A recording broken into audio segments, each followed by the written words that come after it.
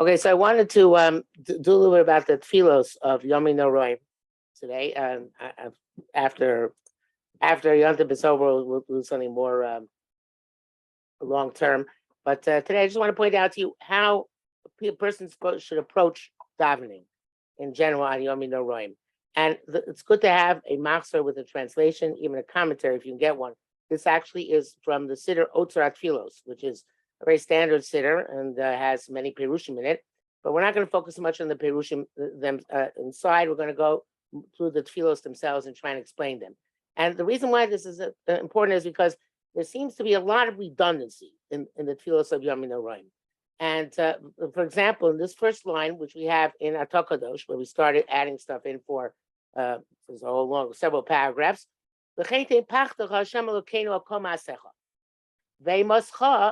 Alcohol. This one seems stuck, but I'll tell you what it says in the next line. It says "Ve'emascha al kol masha barasa." Ve'emascha al kol masha barasa. So the question is, pachad and amos seem to be the same thing. They're both forms of fear. And amasecha, which it says over here, those things which you made, ubarasa, those things you created, seem to be the same thing too. Why is this not, these lines, why are they not redundant with each other? It seems to be repeating the same thing in a different way, with different words. And next word, in the next line, we get the clue, but it also seems to be redundant. V'yirucha kol ha'ma'asim, v'yishtachvu lefanecha kol ha'bruim. Okay, so maybe there's between yira and ishtachavoya, between being in fear and bowing down. So, but again, we have the masim and bruim, right? We had that in the first line over here, masecha and kol masha brasa, and then we have again corresponding to that masim and bruim. So, what is the between masecha or masim and bruecha and or bruim, and why do we have different verbs to describe what happens to what they're going to do as a result? So there are several ways of learning this, but the way I like to understand it, and again, this is not necessarily the only way of understanding, of all tefillah is written in a way that can have multiple interpretations, many interpretations. But the difference between pachad and ema usually is that pachad is when you have a fear of something that you can see or are aware of because you know what it is. Ema is when you have a sense of trepidation. You don't know what you're afraid. You don't know what's causing your fear. You know something is causing you to have this fright, but there's not clear in front of you what exactly it is. So a pachad is something where, and usually I think the word we're choosing in Israel is a dread, as opposed to a fear. Fear is when I'm afraid of something. Dread is when I don't know exactly what's out there. What exactly am I supposed to be afraid of? But I know there's something there. So it says here that put your fear on all those things which you made. And your dread on everything which you created. So again, there are many different interpretations. What's the difference between asiya, making, and bria, creating is. Usually the way it's understood is that bria, the verb bara, means to create something from nothing. That there was nothing before, and now there's something, like HaKadosh Baruch Hu did when he created the world. There's a fancy term for that called creation ex nihilo. Ex nihilo means something from nothing. So a bria is something from nothing. Maaseh is when you take something, some raw material, which already exists, and you do something with it. You shape it, you form it, you make it into something. Right. So we have presumably the assumption is that what are the things which Hashem created, and that's kind of like the initial step, and then there are things which He shaped and formed with that beyond that initial step.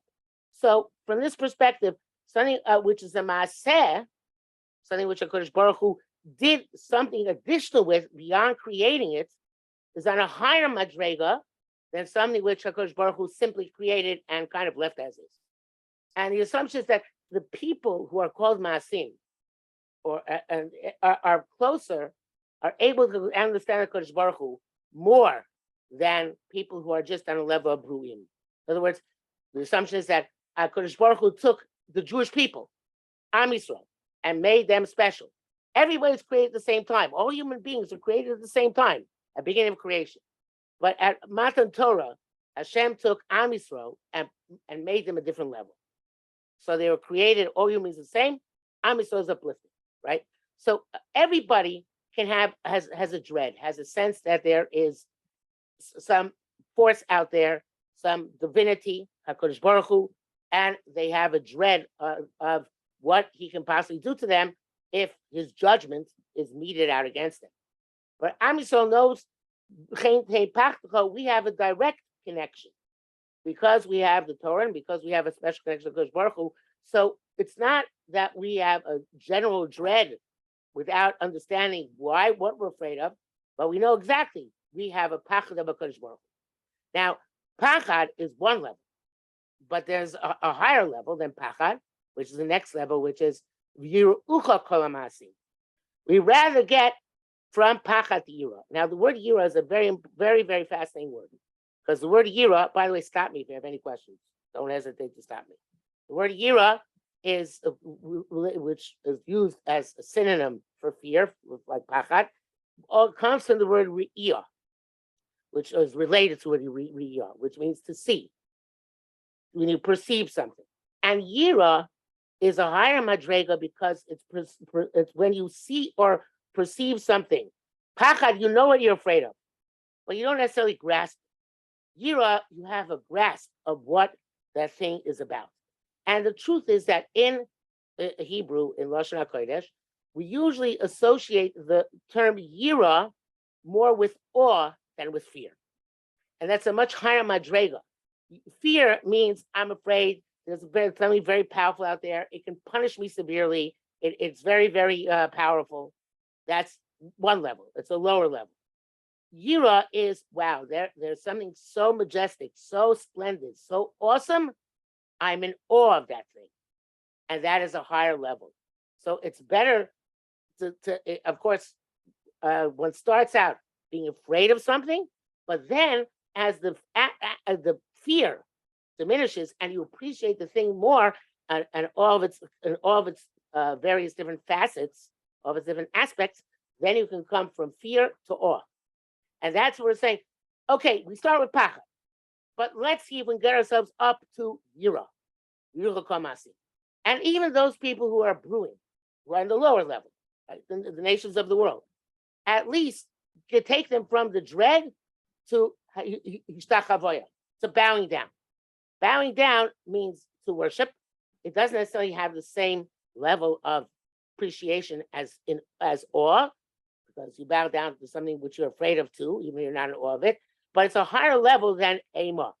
Ema just means you have a sense of dread. You don't come to worship HaKadosh Baruch Hu. So we ask that HaKadosh Baruch Hu should help all humanity come to at least be mishtachaveh. They can't have the awe of HaKadosh Baruch Hu, which we have because we have the Torah and mitzvahs, and we can perceive our relationship with Hashem. At least they should be able to bow down and not just grovel in dread, but bow down as a sign of respect and appreciation. Now, this is important because all of everything davening is important, but this is important because the theme on Rosh HaShanah davening is not about us as individuals. On Yom Kippur, we ask the HaKadosh Baruch Hu for forgiveness for Averos, and we ask much more directly about helping us to do tshuva. On Rosh Hashanah, we almost never mention anything about tshuva in our tefillos, because the theme of Rosh Hashanah is very different than Yom Kippur. The theme of Rosh Hashanah is that we want the world to be fixed. We're not concerned with ourselves as individuals so much, but as we want the world to be fixed, and we want this to be a world which is, as we say in Oleinu, which is the one of the focal tefillos in the Shmoneh Esrei of Musaf of Rosh Hashanah Yom Kippur, l'sakein olam b'malchut Shaddai, to fix the world with the kingship of HaKadosh Baruch Hu, and yakiredu kol yoshvei Sodom, that everybody is going to recognize and know that every knee should bend to you, and every tongue should pledge its commitment to you. So we're really concerned not just with Am Yisrael, but the entire world. And that's why the main theme on Rosh Hashanah is Malchios. You know, the three themes: Malchios, Zichronos, and Shofaros. But the main theme is Malchios because it's the day in which we're Mamlich Hashem, we coronate Hashem to be the king upon us, and we want to see that Kodesh Baruch Hu is coronated as king over the entire world. So that's why we say the next line, V'yeyasu kulam agudachas. Everybody, they should all become one group. Aguda is an aguda is something which is you join together. There is a bus company in Israel which is called Eged, and the reason it's called Eged is because it joins the entire country together, right? It's makes the entire country one unit. So the idea of aguda is everybody should be one group. Not whether you're Jewish, not Jewish, it doesn't matter for this purpose. Whoever you are, everybody should be one group. Lasos ritzoncha b'leiv avshalom, to do HaKadosh Baruch Hu's will with a complete heart. Now, to do Hashem's will, b'leiv avshalom, we understand what that means. So whatever Hashem commands us to do. But what does it mean b'leiv avshalom? What does it mean b'leiv avshalom with a complete heart? Also, why does it say b'leiv avshalom and not b'leiv shalom? Right? It says leivav with an extra base. There's an extra base there.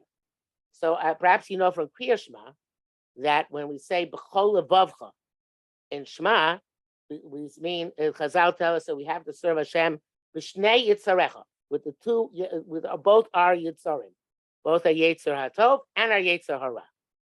And the question is, what does it mean to serve Hashem with both our yetzer hatov and our yetzer hara? But that is what, and we'll come to that in a second. But that's what the kol levavcha means. The extra base comes to tell us not just serve Hashem with your heart, but with both parts of your heart, Yetzer Tov and Yetzer Hara.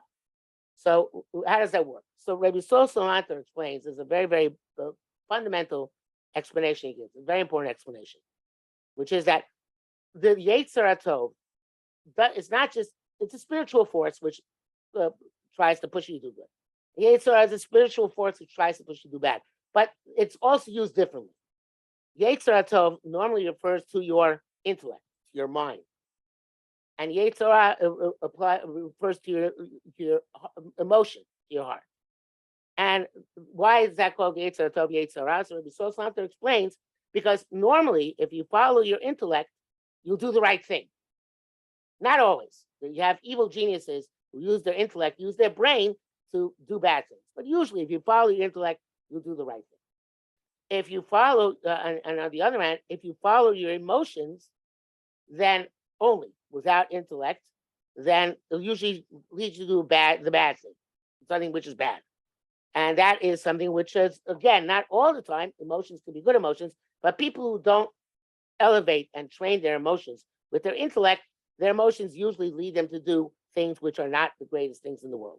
For example, just for a simple example, right? If you want an ice cream, which you shouldn't have, so you have an emotional draw to the ice cream, you really want that ice cream, but your brain tells you, no, it's not good for you. Don't have the ice cream. Refrain from it. And it's a big battle, right? The brain tells you don't have the ice cream. Your heart tells you I want the ice cream, and your tzorim are fighting each other. Your mind is fighting your heart. So the ideal is that the mind and the heart shouldn't fight each other. They should be in harmony. And that's when your mind is able to channel your emotions in order to direct your emotion to a good purpose, as opposed to opposing the mind and having to fight with it. They work together. And that's what B'leiv Avshalom Chazal say means, that you should be able to use your emotions governed by your intellect.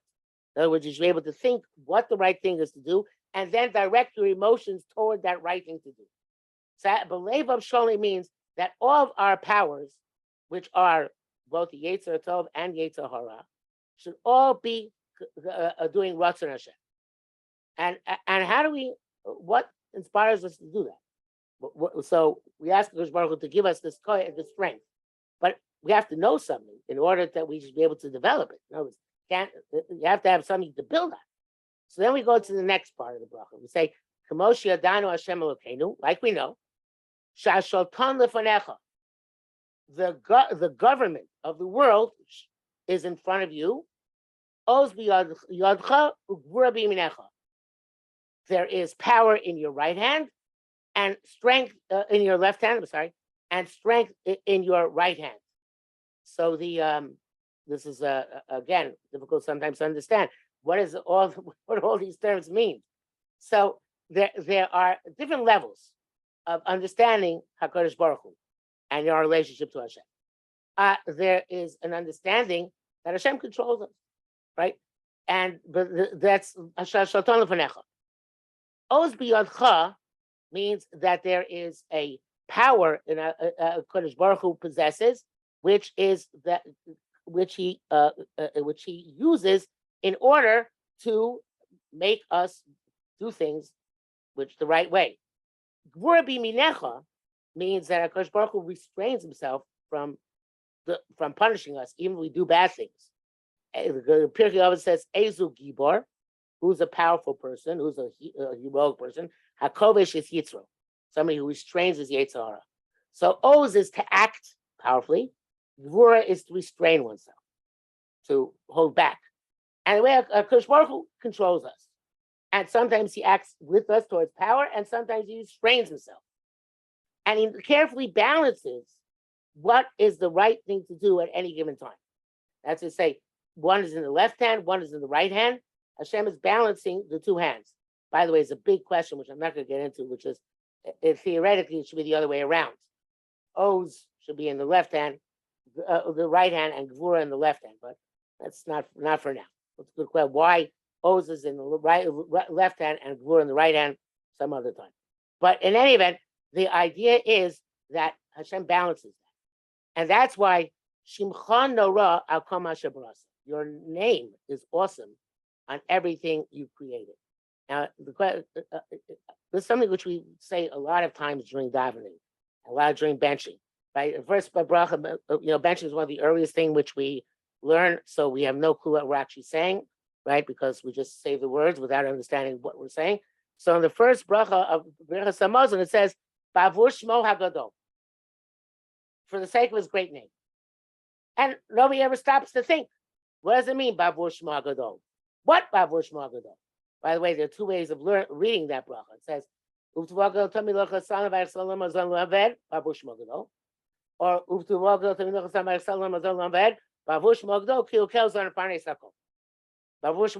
be going on the previous sentence or be going on the next sentence. Again, that's something which you don't think about until you're like well advanced in years, if you're lucky. And there are all sorts of other places where we do that, like in Shemona Esrei. We say in the second last bracha of B'chol HaChaim, it says, Hatov Shimcha U'Lechano Elodos. Your name is good, and it's good, and it's good to give thanks to you. What does it mean, Hatov Shimcha? Why don't you say your Tov and L'Chano Elodos? Why do you have to say Hatov Shimcha? Which, by the way, itself has two meanings, right? It could be your name is good. In other words, one of the names of Hashem is good. That's one of his names, Hatov. And the other interpretation is that Hashem's name is a good name. Whatever name Hashem has, it's a good name. So again, we stress, there are many places, if you think about davening and benching and everything else, there are lots of places where we talk about the Shem Hashem. So what's the point? Why are we stress the Shem Hashem? Not just Hashem himself, but Hashem's name. So the names of HaKadosh Baruch Hu, all the names of Hashem, and there are many, many of them, many more than any of us know, all have to do with how Hashem and us have a relationship. The way we describe Hashem, since we can't see him, right? We can't perceive him with our eyes and our other senses, but we can describe him with names. And the names of Hashem are what tells us how he relates to us. And therefore, for example, when we see, I assume you learned this already, but there's the Shem Yud Kei Vav Kei, which is the name we don't pronounce, which is the Midah of Chesed. And there's the Shem Elokim, which is the Midah of Din. One is the Midah of Hashem's mercy towards us, the other is Midah Hashem's judgment towards us. But there are many more names. And what we're told when we say that Shimcha Nora al kol ma shebarasa, your name is awesome on everything you created. It means that as all the names Hashem has and all the relationships Hashem has with us, all of them are awesome. If we just appreciate them. And kol ma shebarasa, everybody, anybody, if they are look at the relationships which we have with Hashem, which are caught by Hashem's names, captured by Hashem's names, they can appreciate how awesome HaKadosh Baruch Hu is.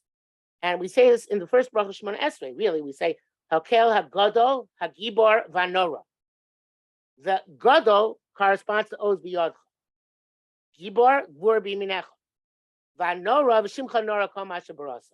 Whereas Hashem relates to us in giving, in restraining, and it's awesome the way He balances everything and relates to us with His various different names and various different relationships. And that's what we say in first bracha Shemona Esrei. And we ask HaKadosh Baruch Hu here that everybody should recognize this awesomeness of Hashem. Ultimately, the last thing we say, Nora al kol ma shebarasa. Everything which is created should come to realize how Nora Hashem is. Okay, then any questions so far? Am I going too fast? Okay, I assume it's okay. So let's go on to the next part. Think about Hashem la'amecha. Give honor, HaKadosh Baruch Hu, to your nation. Teila Yirecha, praise to people who are in awe of you.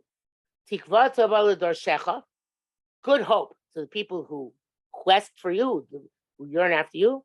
Upischam pelem yachalim lach, and give them opening of a mouth to people who are yearning for you. Yes. HP. What is Silver black housing. like good hope mean? What? Right. So not What does necessarily that the same mean? guts, Good but hope. probably Good the same question. case. So let's. I want to see this perush here. You all see this perush in Dover Shalom. I'm going to expand it a little bit so you'll be able to see it better. This is my favorite perush on the Siddur. He says, what are these different levels? He says, L'dalasa am, to the Dalasa means the simple people. The Dal is language of poor. It means simple people. Habilti makirim ma'alosecha, who don't recognize Hashem's greatness. Mikotzer asagasam, because they don't have the mind, the intellect, the capacity to recognize the greatness of Hashem to the fullest extent. Still think of it. They're still your nation. Am Yisrael should get covered in the world. It's better for the world if Am Yisrael gets covered, because then everybody is going to know, we're supposed to emulate the Jewish people. We're supposed to be like them as much as possible. So give cover to your nation. Okay? That's a simple level. Tilo li'yirecha, right? Who are these tilo li'yirecha? Lama'ulim mehem, to the people on the next time, highest madrega. Shemakirim malosa, they recognize how great you are. Achkov adasam yiras ha'onesh, but all of their service of Hashem is because they're afraid of punishment. So he learns that yirecha in this context means a lower level of yira, a yira that you don't serve Hashem because he's so awesome necessarily, but because you're afraid of being punished. Okay, so that's where he learns it. And again, he learns differently as well. But he says, Telem Tila, they should be praised. Everybody who serves Hashem because they have some concept of Hashem should be praiseworthy. Because they are doing something right, even if they're not doing it for the right reason. You're not supposed to serve Hashem because you're afraid of being punished. You're supposed to serve Hashem because you're in awe of Him, because you love Him. But they should be praised. They're serving Hashem. So first you have the cover, the honor for the nation. Whether they're serving Hashem properly or not, they're still part of Hashem's nation. And it's good for them to be honored. Then praise should be for people who are serving Hashem, even if they're serving Hashem because they're afraid of getting punished and they want to get rewarded, not because they're in awe and in love of Hashem. And give a good hope to those who quest you.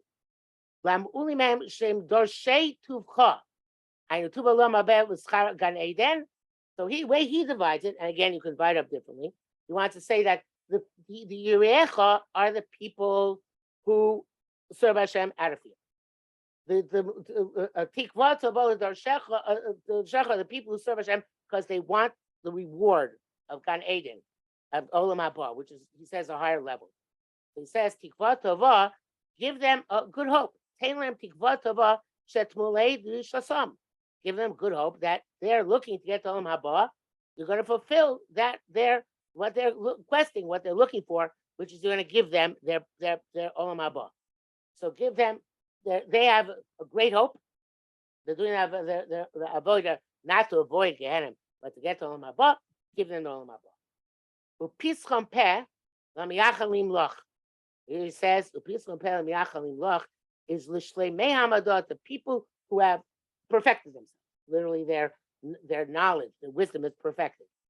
Shekol avodasam rak l'shem shemayim. They are only serving Hashem not for reward, avoid punishment, not to get rewarded, but for the sake of heaven, because they're in awe of Hashem and they love Hashem. Shemiyachalim loch, they yearn for you.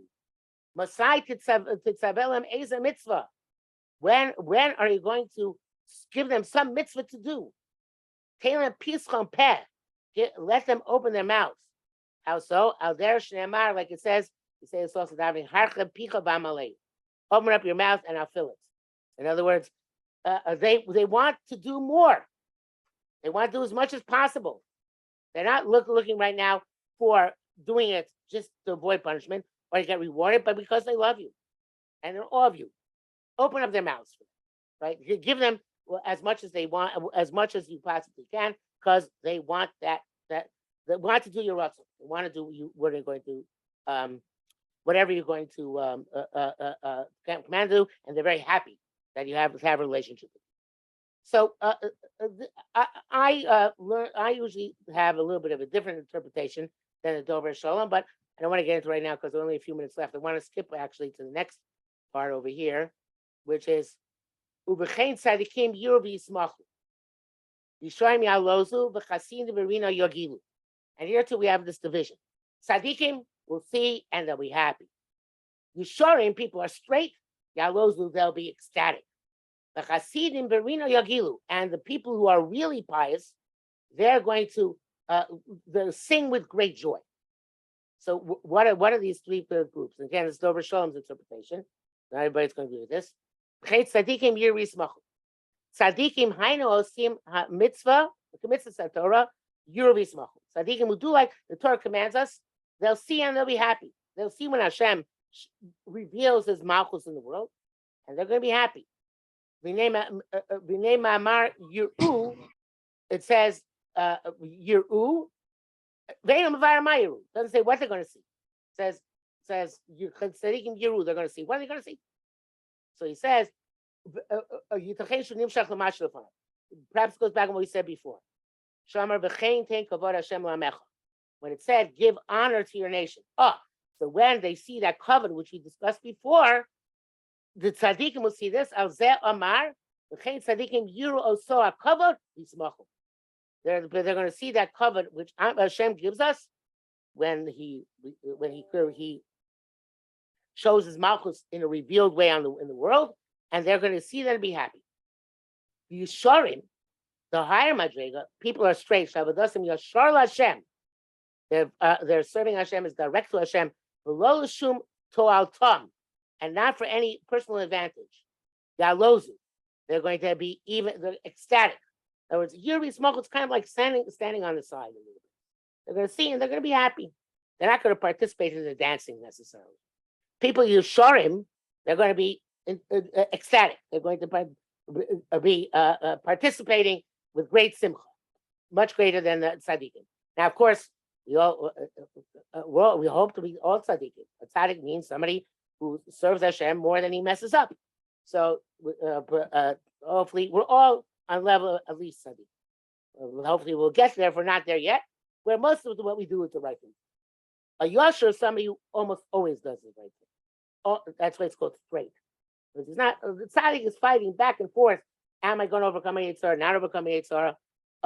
A person who's a yashar, they always go straight. It's a much higher madrega.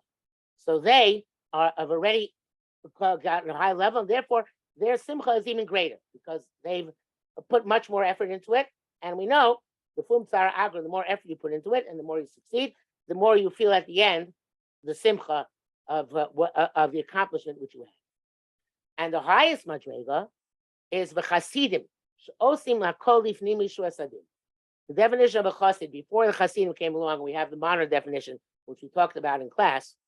The classic definition of a chassid is somebody who does chesed, but by chesed means they go beyond the letter of the law. Just like somebody who does a chesed goes beyond what they have to do and tries to do favors for other people, kindnesses for other people. A chassid is somebody who goes beyond what they're obligated to do and tries to do as much as possible. And that obviously you do out of great love of Hashem, great awe of Hashem, and that's a very high madrega. So he says the Hasidim, they are so much involved in joy when they see Malchus Hashem in the world that the Rina Yagilu. Now, Rina means they're actually singing. So it's for the two first groups. They see and they're happy, or they even are dancing. But Rina Yagilu means they're actually singing, because they're the most similar to HaKadosh Baruch Hu. In other words, who's going to be leading all this great simcha? The people who, just like Hashem is completely chesed, does whatever he can for us, so to speak. I mean, well, how that works is something you have to talk about at a different time. But so to the Hasidim, they do whatever they can for Hashem and for other people. That's what a Chassid does. A Chassid does whatever he can for anybody else, and he resembles Hashem the most, more than anybody else. So they're all going to be, they're going to be the ones who actually sing and are able to express how precious Malchus Hashem is and how meaningful it is, because they're the ones who they're serving Hashem represented, reflected, and resembled HaKadosh Baruch Hu the most. So all of this is in the next paragraph. Also, we have in each of these paragraphs we have different levels. What is for example, it says Timlocha Toshem Levadecha Kol Maasecha Parts Yom Mishkan Kodecha Yushalayim Yerkochecha. Right. So what is the difference between Tzion and Yushalayim? All these, there are many different things in davening, which everything has a meaning. Everything has a different level of understanding, and it's very hard to unpack it unless you spend a lot of time in it. Usually, it takes me to daven. I don't know about this year because this year I have a shul, so it's different. But usually, it takes me to daven Musaf on Rosh HaShanah an hour and a half, because the Musaf Rosh HaShanah, if you daven and try and understand it, takes a long time. All these things, it takes us a lot of time to think it out and unpack it and try and come to understanding. So it's not obviously, if the first time you try and do it, it's very hard, and you maybe understand very little. But each year, and first of all, even the second day, you probably understand more than the first day. But each year, as you go through Rosh Hashanah davening, I think it's the most important davening in learning about Hashem, what He wants from us, what it means that Hashem is our Melech, what it means that we're Mamlich Hashem, and how what we're looking forward to when we ask Hashem to come back and bring the Geula. We want there to be a world in which everybody recognizes the Malchus Hashem, and that's why, again, as I said, there is the most important part of the davening for Rosh Hashanah and Yom Kippur is Aleinu. And I want to show you in Aleinu how, again, how much you can get into it without, since we only have 2 minutes left, I'm not going to do it now, but too far here.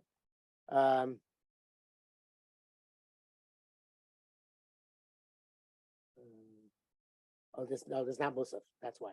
There's the regular. So this is a regular Shemona Esrei. But a Musaf Shemona Esrei we told the main field, as I said, in Malchus is Oleinu. And without by the time I scroll there, probably the middle will be over. Half we have left will be over. But let me just say the last explain, and there's something which we can talk about even after Yomim are over. Oleinu l'shabech l'adon hakol. We're required. It's incumbent upon us. It's necessary for us to praise the Master of all. To give greatness to He who created things at the beginning. Each one of these words, first of all, it seems again redundant. What's the machine? But each one of these words has a different meaning, and there's a difference between l'shabeach and l'seis gedula. If you have good machzor, it'll probably translate them differently. So therefore, what we're looking for is that to try during davening to understand from davening what we're trying to look for in the coming year, because each one of us, what we want to do, and the message Rosh Hashanah is trying to send us is to make Hashem Melech in this world. Okay, we should all be zeicher to do that this year and every year, as we all be zeicher to see the. And thank you very much for coming. Have a good night. Thank you. Thank you. So